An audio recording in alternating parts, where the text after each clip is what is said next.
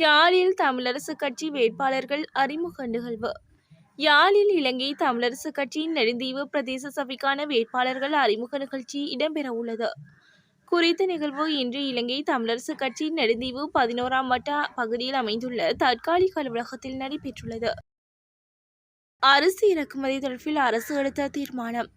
நாட்டில் நுகர்வோருக்கு தட்டுப்பாடு இன்றி அரிசியை பெற்றுக் கொடுக்கும் நோக்கில் உணவுக் கொள்கை மற்றும் பாதுகாப்பு குழு எதிர்காலத்தில் அரிசி இறக்குமதி பரிந்துரைத்துள்ளது.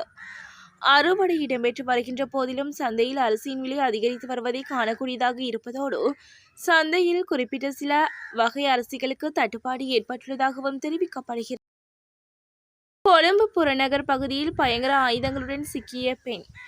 வத்தளை காவல்துறையினரால் T56 துப்பாக்கி, 113 தோட்டாக்கள் மற்றும் ஐஸ் போதைப் பொருட்களுடன் பெண்ணொருவர் உட்பட 2 கைது செய்யப்பட்டுள்ளனர். வத்தளை ஹெஹித்த வீதியில் உள்ள ஒரு தங்குமிடத்தின் அறையில் பெண்ணொருவர் மயங்கி கிடப்பதாக காவல்துறையினருக்கு கிடைத்த தகவலை தொடர்ந்து இந்த கைது நடவடிக்கை மேற்கொள்ளப்பட்டது. 7ஆம் வகுப்பு மாணவனை கொடூரமாக தாக்கிய ஆசிரியர். நேற்று காலி பிரதேசத்தில் உள்ள பாடசாலை ஒன்றில் ஆசிரியரால் தாக்கப்பட்டு காயமடைந்த நிலையில் மாணவன் ஒருவன் வைத்தியசாலையில் அனுமதிக்கப்பட்டுள்ளதாக போலீசார் தெரிவித்தனர்.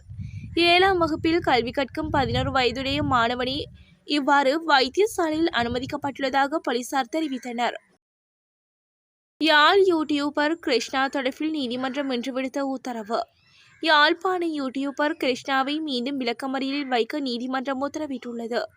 யூடியூபர் கிருஷ்ணா மீதான வழக்கு இன்று எடுக்கப்பட்ட நிலையில் மீண்டும் 14ஆம் தேதி வரை விளக்கமறியலில் வைக்க உத்தரவிடப்பட்டுள்ளது.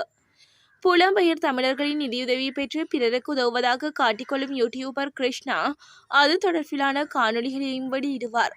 அந்த வகையில் யுவதி ஒருவரிடம் அநாகரிகமாக வார்த்தை பிரயோகித்தமை தொடர்பில் சர்ச்சையானதை அடுத்து யூடியூபர் கிருஷ்ணா கைதாகி விளக்கமறியலில் வைக்கப்பட்டுள்ளமை குறிப்பிடத்தக்கது. அனுர அரசின் அதிரடி. தற்போது விளக்கமறியலில் வைக்கப்பட்டுள்ள காவல்துறை மா அதிபர் தேசபந்து தென்னக்கோனை பதவியிலிருந்து நீக்குவதற்கான பிரேரணை எதிர்வரும் 8ஆம் தேதி நாடாளுமன்றத்தில் சமர்ப்பிக்கப்படும் என்று தெரிவிக்கப்படுகிறது. இன்று நாடாளுமன்றத்தில் நடைபெற்ற நாடாளுமன்ற அலுவல்கள் பற்றிய குழு கூட்டத்தில் சபாநாயகர் ஜகத் விக்ரமரத்ன இந்த அறிவிப்பை வெளியிட்டார்.